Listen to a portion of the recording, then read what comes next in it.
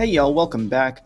On tonight's homework, we are going to be using implicit differentiation to find the derivative of y. And what makes implicit differentiation different than explicit differentiation, which is what we've been doing for quite some time now, is that the y is not isolated in the equation. So we have to be a little bit more creative about how we find that. And we went over in class the basic strategy for how to do that, and we'll talk about that as we go through all the problems. But one thing I just want to point out before we get started here is that when we differentiate y, okay, if we want to find the derivative of y with respect to x, that's going to be dy dx, which seems pretty simple. But where you might run into trouble is if there's anything else going on with y. Let's say it says like y squared or sine y or square root of y or really anything, then you're going to have to treat y like it's a generic function and use the chain rule on that term or that expression. So we'll be using chain rule quite a bit throughout these problems, and just be ready for that. So let's take a look at A. We want to find dy dx, which is the derivative of y with respect to x. And we've got a couple of y's just kind of embedded in the equation. So the first thing you want to do is take the derivative of both sides with respect to x. So we're going to take d dx, which is the derivative with respect to x of the left side and the right side. Okay, so there's the derivative of the left side and the derivative of the right side. I'm not actually doing anything yet other than just indicating that I'm going to differentiate both sides. Okay, now as we go on through these problems, I'm going to skip over this next step. I'll do it for this one. But basically what I want you to see is when you differentiate a sum, you can differentiate each of the pieces individually, kind of like using the distributive property. And we saw that in Unit 2, that if you're trying to differentiate, let's say f plus g, you could just differentiate f and differentiate g separately, and you'll get your derivative. So we're going to apply that idea here and find the derivative with respect to x of each term in this expression separately. Now, I'm going to write this as a separate step for this problem, but moving forward, I'm just going to skip writing this and just go ahead and do it. So in other words, I'll just find the derivative of each term without kind of breaking down each individual derivative like this. Okay, and hopefully you're going to be okay with that. Let me move this over just a little bit. Okay, so you can see that I'm going to be differentiating each of these terms individually. So we've got basically four expressions here. We've got the 2y cubed, we've got the 4x, or 4 cosine x, 4y, and 5x cubed. And so we're going to differentiate each one of those with respect to x. And that's kind of the important part, is we're doing it with respect to x. So let's differentiate 2y cubed. So we're going to treat this like a chain rule problem where y is going to be a function. And so to use the chain rule here, the outside function is going to be 2 times something cubed. And so to differentiate that, we're going to use the power rule. 3 times 2 is 6, so we get 6y squared, but then we have to multiply by the derivative of y with respect to x. And as we said at the very beginning, the derivative of y with respect to x is dy dx. That's actually the thing that we're looking for. So I'm going to write times, let's go back to the pen here, times dy dx. Okay, so that's the derivative of that first one. And then the second one, we've got 4 cosine x. Now this is just in terms of x. There's no y here, so we're going to just differentiate this normally. So derivative of cosine is negative sine, so I'm actually going to change this to minus 4 sine x. Then on the right-hand side of the equation, I'm differentiating 4y. So the derivative of that's going to be 4 times the derivative of y. Again, we've got to use chain rule anytime we've got a y in there. And the derivative of y is going to be dy dx. The last one is the derivative of 5x cubed with respect to x. And we could just use power rule there, 15x squared. So now what I need to do is I need to collect all of my terms that have the dy dx. That's this one right here. I'm going to switch colors maybe to make this a little bit more obvious.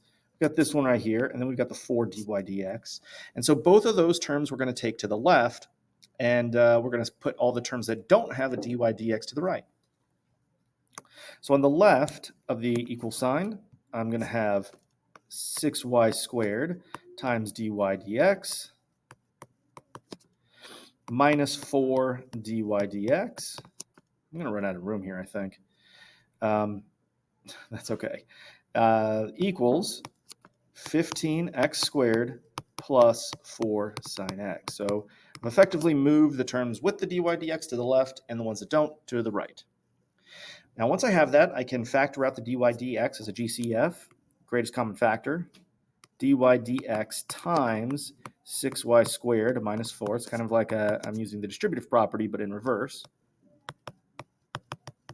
And then I'm going to have to write pretty small to get my solution in there. The last step here is going to be to divide the dy dx on both sides. Now, I think what I'm going to do here is I'm actually going to go back and erase this second step because I really don't want to have to write that every time where I'm showing that I'm splitting up the derivative like that. Plus, I need a little bit more space here. So I think we're just going to erase this step right here. Bring everything up a little bit. And then that way I'll have plenty of room. Okay, so now I need to divide both sides by the 6y by this expression, right? Well, I don't know if you can actually see that. Let me use a pen. This 6y squared minus 4. If I divide that on both sides, I'm going to have dy dx equals 15x squared plus 4 sine x, all divided by 6y squared minus 4, and that's going to be our answer. This expression is going to describe the slope of the graph at any point. Notice how dy dx here is in terms of both x and y, so it depends on what point you're trying to find, but this will find the derivative for you. Okay, let's move on to letter B. Now here we're going to do basically the same thing here. We're going to differentiate both the left and the right-hand side. So I'm going to differentiate the left side, x squared sine y. We're going to have to use product rule on that one, plus 4x. That'll just be a basic power rule problem. And then plus 3y to the fourth. That's going to require power rule and chain rule. And then equals d dx of 12. Okay, the derivative of 12 with respect to x. So let's differentiate each one of these. We'll start with the first term. This one right here is a product, x squared times sine y. So just a little reminder here, if we have a product that we want to differentiate, the product rule says that this is going to be f prime g plus fg prime. So we're going to have to find the derivative of x squared. X squared is going to be like our f, and the sine y will be like our g, if that helps. So let's go ahead and write that out. The derivative of x squared is 2x times g, which in this case is sine y, plus f, which is x squared, times the derivative of g. The derivative of sine is cosine. So cosine y times the derivative of y is dy dx. So anytime you've got that y, and this is just going to be, it's going to be easy to forget. If you make mistakes, it's probably going to be because you forgot to use the chain rule when you're differentiating. Don't need that equal sign there. When you're differentiating anything in terms of y. Okay, now let's move on. So that was the product rule for that first term. Now we need to differentiate 4x, and we all know how to do that. Okay, the derivative of 4x is just 4. So we have a plus 4. And then the derivative of 3y to the fourth, we can use power rule first. 3 times 4 is 12. So we get 12y to the cubed. I'm going to have to move this over a little bit, give myself just a tiny bit more space. And maybe I'll draw a line here so we can kind of keep these problems separated. Okay, yeah, so 12y cubed, but then because we're differentiating with respect to x, we need to use the chain rule on the y, and the derivative of y is dy dx. So we get another dy dx term. And then finally, the derivative of 12. 12 is a constant. We know the slope of a constant is just 0, so the derivative of any constant is just going to be 0. Now I'm going to take the terms that have the dy dx, that's going to be this one and this one over here, and leave them alone, actually. They're both already to the left-hand side of the equation, so I'll leave them where they are. And the other two terms, the 2x sine y and the 4, are both going to be sent to the right-hand side. So I've got x squared cosine y times dy dx plus 12y cubed times dy dx equals negative 2x sine y minus 4. Did I get everything? Everything is accounted for here? I think so. So now that I've got the dy dx term separated over to the left, I can factor out a dy dx as a GCF, leaving me with x squared cosine y plus 12y cubed. And then finally, to isolate that dy dx, I need to divide both sides by everything that's in parentheses there. So dy dx will equal negative 2x sine y minus 4 all over x squared cosine y plus 12y cubed. Sheesh, what an equation. Just giving it a second look here. Make sure I didn't miss anything. I think we're good. Okay, I don't see anything obvious. As always, if Mr. Schuler makes a mistake, please bring it up to me. Or even just comment in the video, so we can identify those errors. But I think we're okay here. I think that's going to be it. Number 2 says determine the equation of the line tangent to the graph at x equals 1.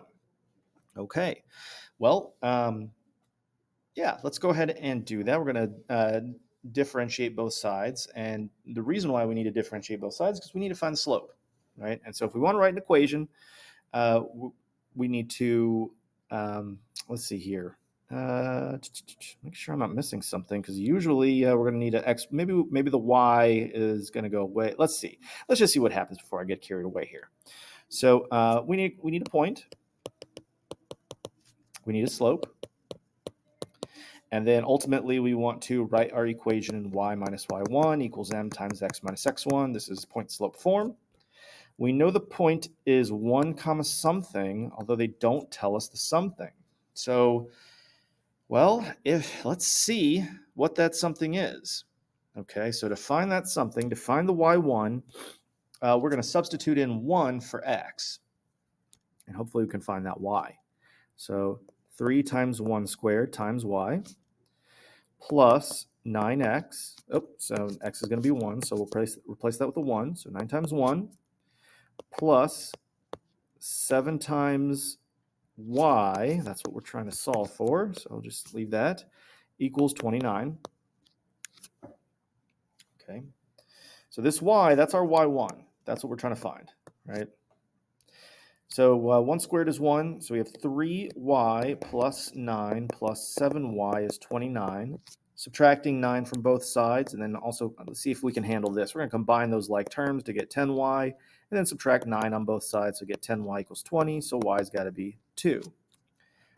Okay, so if x is 1, y's got to be 2. And now we got to find the slope. So to find the slope, we're going to have to differentiate. Okay, so this is how we're going to find the slope. We're going to find we're going to differentiate both sides. We're going to find d dx of 3x squared y plus 9x plus 7y. And we're going to differentiate the right-hand side, which is just 29, so that should be pretty easy. And let's go ahead and execute this implicit differentiation. Let's start this derivative party. Oh, no, just really wanted to grab this, but I don't know if it's going to let me. Nope, that's fine. Okay, so differentiating that first term, this 3x squared y, we're going to use the product rule. Okay, 3x squared times y. So using the product rule, the derivative of 3x squared is going to be, let's see, 3 times 2 is 6, so 6x times y, plus 3x squared times the derivative of y, which is dy dx. That dy dx is going to be our slope. So what we're going to need to do is we're going to find an expression for dy dx and then plug in 1 comma 2 into x and y. All right, so that was just the first piece here. We also need to differentiate 9x, and that's just going to be 9. And then we need to differentiate 7y, which would be 7 times the derivative of y, which is dy dx. The derivative of 29 is just 0. So now I'm going to separate my dy dx terms by bringing them all to the left, or actually already to the left, so I just don't even need to mess with them. But these other two terms that don't have dy dx, I'm going to subtract those over to the right. So I've got 3x squared dy dx plus 7 dy dx equals negative 6y minus 9. Now I'm going to factor out that dy dx, which leaves me with 3x squared plus 7.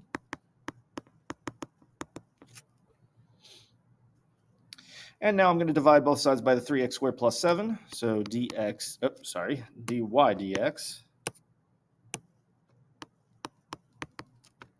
is negative 6xy minus 9 over 3x squared plus 7.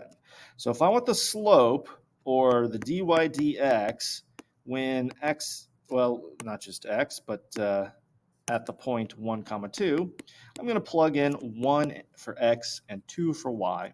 So that'll be negative 6 times 1 times 2 minus 9 over 3 times 1 squared plus 7. Yeesh. Okay, so negative 6 times 2 is going to be negative 12, minus 9 is going to be negative 21, and then 3 plus 7 is 10. So this right here, that's going to be the slope. Okay, now we're ready to write our final answer here, because we got all the pieces that we need. Y minus 2 equals negative 21 over 10 times x minus 1. And there is the equation of the line that's tangent to whatever that curve looks like. I don't even know what it looks like. You could throw it into your graphing calculator or Desmos or something and see what it looks like. And at the point where x is 1 and y is 2, there is a line tangent to the curve, and that line is described with this point-slope equation. Whew, all right. Yeah, geez, that probably took a while. Number 3. Okay, so here, we're basically doing the exact same thing we did in the last problem. We're going to find dy dx, and then we're going to find the equation of the line tangent at the equation of the tangent line at the point 2 comma 1. So everything we did up here, we're going to have to do down here. The only thing that we can skip is trying to find the y coordinate. Right up here on number 2, we had to find the y coordinate because all they gave us was x. But here they're actually giving us x and y. So this is our x1, y1 when we get to that. So first, let's just find the derivative. The dy dx is going to be the equation that describes the slope. So we'll need that for part B anyway. So dy dx, we're going to take the derivative. Just d dx. We're going to take the derivative with respect to x on either side.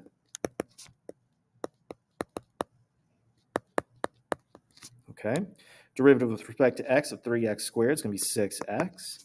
And this 2y cubed, 3 times 2 is 6, so 6y squared times the derivative of y, so that's times dy dx. And the derivative of 14 is just 0. Anytime you've got a constant, the derivative is just 0. So now I can subtract the 6x from both sides, which will leave me with 6y squared dy dx equals negative 6x. And now I can divide both sides. I don't have to do the factoring part because there's only one term. So I can just go straight to the division and say that dy dx is negative 6x over 6y squared. And we could probably simplify that a little bit. 6 over 6, that reduces to 1. So we're just going to have negative x over y squared. Now we can use the information to find the equation of the tangent line at this point. So we already have a point. We need to find the slope. So the slope at 2 comma 1 is equal to dy dx. So we're going to plug in 2 for x and 1 for y. So that's going to be negative 2 over 1 squared, which is just negative 2. Okay, now we've got our point and our slope. There's really no work to be done except to plug it into our point slope equation. So y minus 1 equals negative 2 times x minus 2.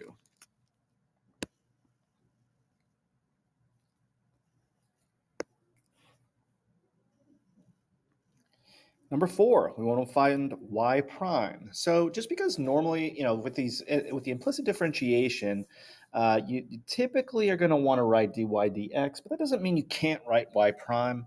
It's just not as used. It's not used as often in higher levels of calculus because you're going to eventually end up with trying to differentiate in terms of other variables other than x. But in this course, I believe and if we ever come up with one, I'll make a retraction. But I do believe that we're always going to be differentiating with respect to x.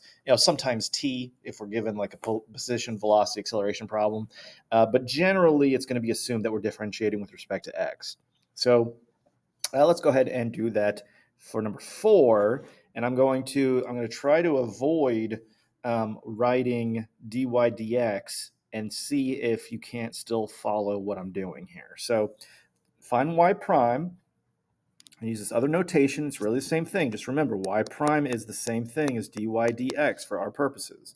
So what I'm going to do is rewrite it like this. And you might actually find that you like this notation better.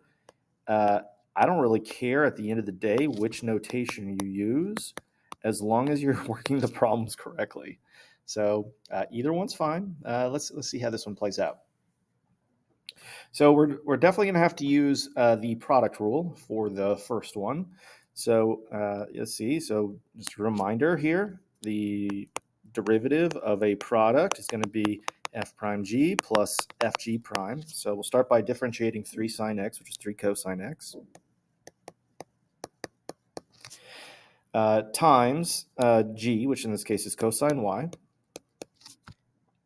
plus 3 sine x times derivative of g. So that's going to be negative sine of y.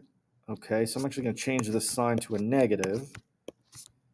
Sine of y times, using the chain rule, times the derivative of y, which is y prime. That's the dy dx. Equals, let me move this over. Definitely should have given y'all some more space to work these problems out. I'm starting to realize. Equals the derivative of x squared, which we know is just 2x. So we're trying to isolate y prime here, and it's not going to be too bad because there's only one term that even has a y prime, is this one right here. So we're going to leave that alone on the left side and move the 3 cosine x cosine y over to the right-hand side.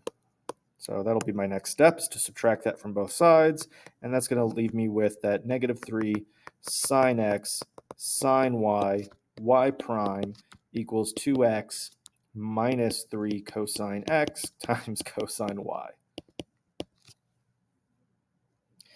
Now to isolate y prime, I'm going to divide both sides by this entire expression here.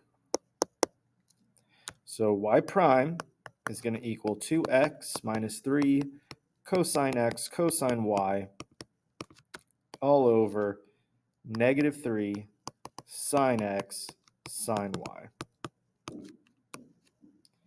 So hopefully you can see that whether you're writing it as dy dx or y prime, the overall process is going to be the same. And I'll give you the freedom to write it either way. But I do want you to be aware that both of these notations might show up on the AP test. All right, let's do number 5. I might need to move this over just a little bit more here. There we go. Okay, if x squared equals 25 minus y squared, what is the value of y prime at the point 3, 4? So what we're going to have to do is first find y prime using implicit differentiation, and then we'll plug in 3 into x, 4 into y, and we'll have our answer. So let's differentiate both sides. And this is using that prime notation, so I'll just stick with whatever I'm given here. Okay, so I'm going to differentiate both sides. Derivative of x squared with respect to x is going to be 2x. And then over here, derivative of 25 is just 0. And then derivative of negative y squared, I'm going to use the power rule, followed by the chain rule. So negative 2y times y prime. Now to solve for y prime, actually there's not much to it. I just need to divide both sides by negative 2y. I don't really need the 0 there anymore. So y prime is going to equal 2x divided by negative 2y. And we can simplify that a little bit. We can, 2 over negative 2 is just negative 1. So y prime is just going to be the opposite of x over y. So if I plug in 3, 4 into x and y, then I'm going to get my answer, which is y prime at, well, it's not really a great way to say this, but y prime at 3, 4 is going to be equal to negative 3/4. And that's your answer for number 5.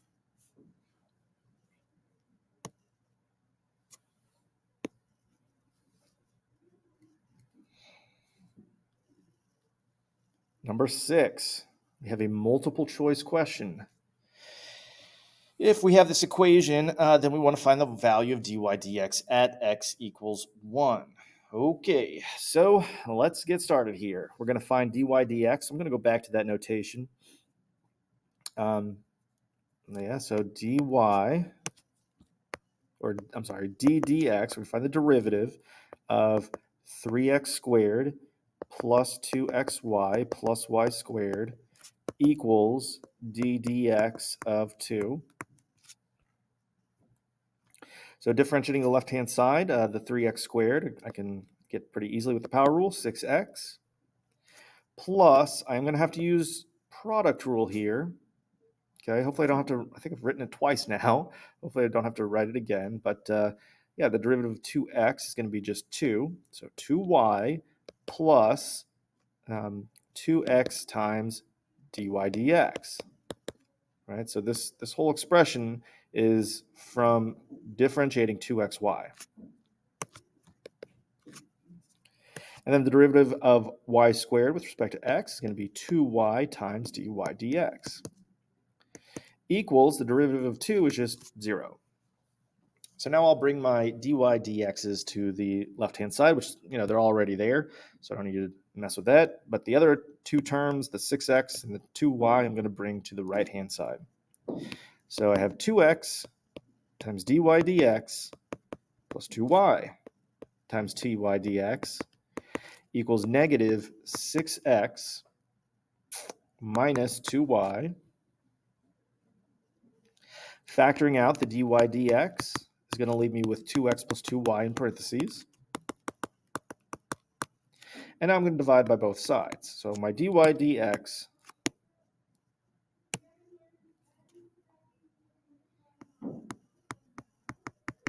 is going to be negative 6x minus 2y over 2x plus 2y. Now you might be thinking, hang on, I only have x equals 1 as a value here. I need to have a y. I can't evaluate this without a y. So what we're going to have to do is actually go ahead and solve for y.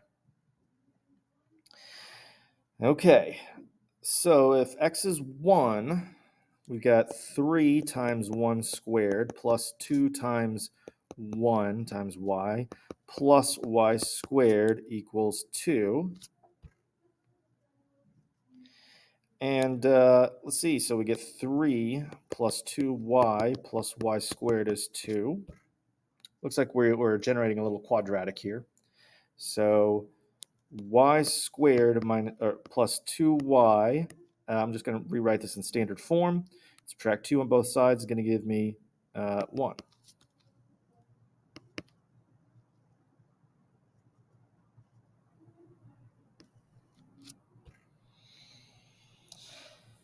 And now I can factor this. So I've got y, well, y plus 1 times y plus 1.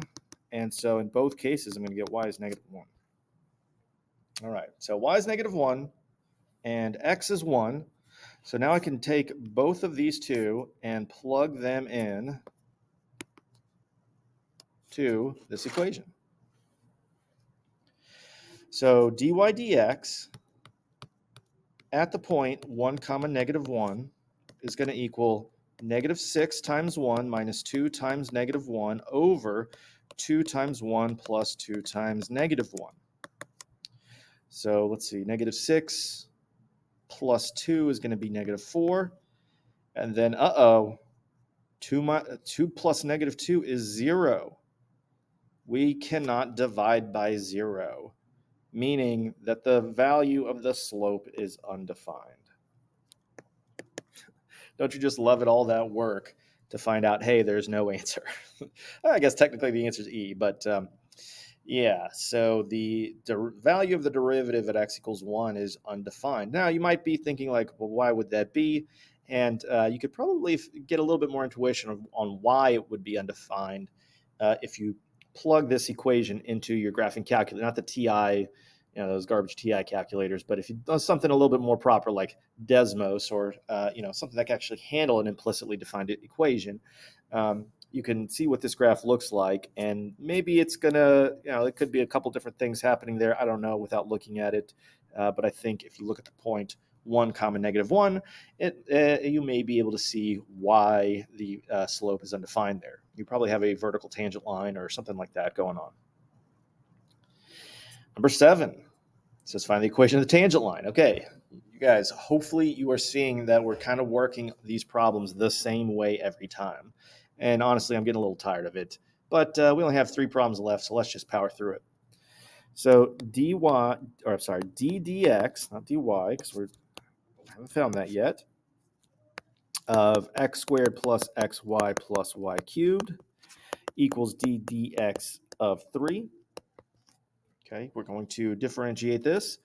So we get 2x plus, we'll have to use the product rule here. So derivative of x is just 1. So 1 times y, which I'll just write 1y for now, but I'll probably make that 1 disappear eventually. But just so you can see that I'm doing the product rule. So 1 times y plus x times dy dx. Okay, now we're going to differentiate y cubed. So we'll use the power rule, 3y squared times the derivative of times the derivative of y, which is dy dx. Remember, we've got to use the chain rule anytime anything's happening with the y we're trying to differentiate with respect to x. Then the derivative of any constant is 0. So now I'm going to collect all my dy dx's on the left and send the 2x and the 1y to the right. And so I'll have x dy dx plus 3y squared dy dx equals negative 2x minus y. And I am going to drop that 1 at this point. Now I can factor out the dy dx, get x plus 3y squared, divide both sides by all that stuff in parentheses to isolate the dy dx. Now this equation that I'm writing is going to give me the slope of the equation at any point, so long as the denominator is not 0, in which case it'd be undefined. So we want the equation of the tangent line, and I sort of apologize. I should have started this off the same way I usually start off with these tangent line problems, which is to just map out our strategy here, which is to find a point, which we already know is going to be 1, 1. To find a slope, which we are just about to do that. We're 1 step away from finding the slope, and then we'll write our equation in point-slope form. I should have started the problem off by writing those because that's what I usually try to do with these tangent line problems. So let's go ahead and find the slope. The dy dx at the point 1, 1 is going to be negative 2 times 1 minus 1 over 1 plus 3 times, a lot of 1's here, 1 squared. So negative 2 minus 1 is negative 3. And then we have 1 plus 3 is 4. So negative 3/4 is my slope. Okay, now we can write my equation. Y minus 1 equals negative 3/4 times x minus 1.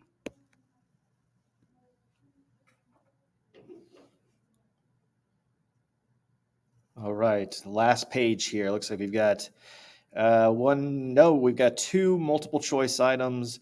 They look very similar. In one case, we're just finding dy dx, and in the next case, we'll find dy dx and then plug in x equals 1. And it looks like we're also going to have to figure out what y is, but we'll cross that bridge when we get there.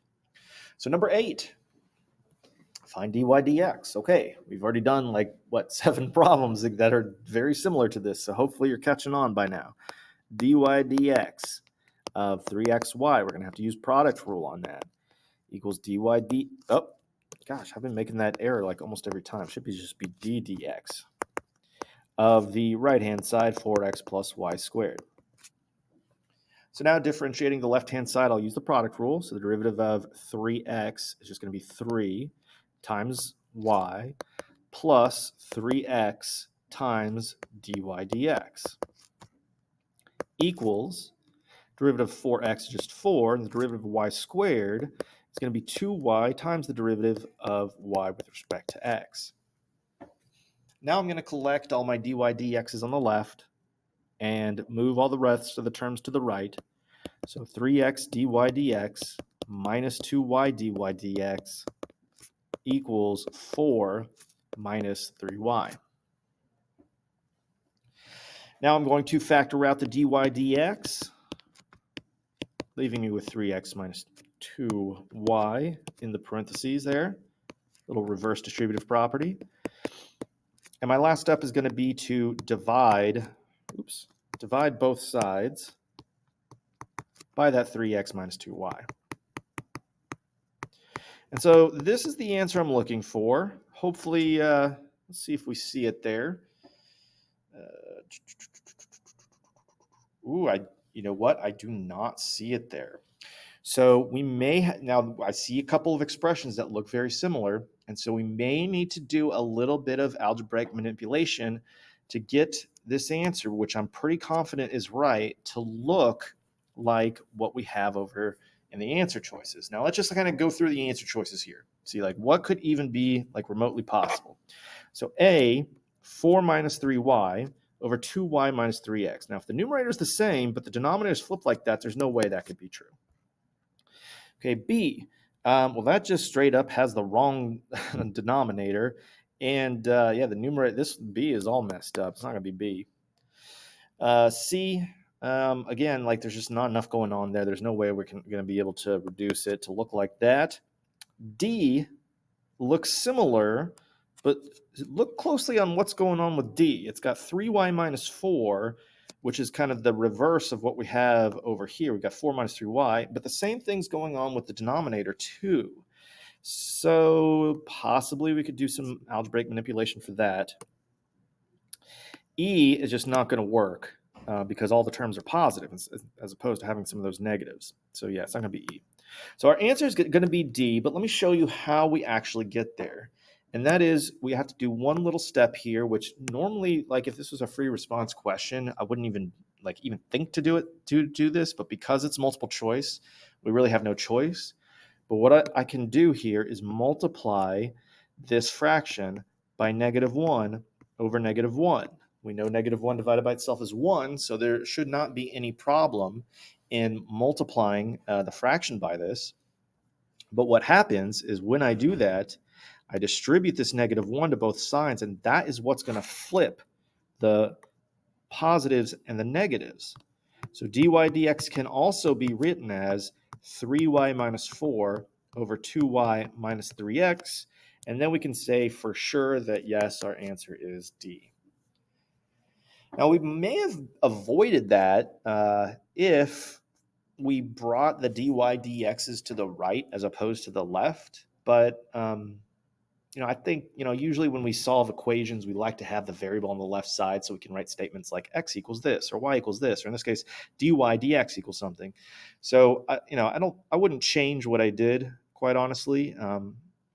If this was just a free response question, I would have just ended here. But because of the multiple choice nature of the problem, we have to make sure that the expressions are equivalent. So anyway, there's D. There's 8. Last problem on the homework. Another implicit differentiation question. Imagine that. So we want to know what's the value when x is 1. Now we're probably going to have to find the y, and sometimes you get lucky, you don't even need the y. But so I'm not going to find the y up front until I know I need it. So let's differentiate both sides. We're going to dx the left and the right-hand side, which means differentiate with respect to x.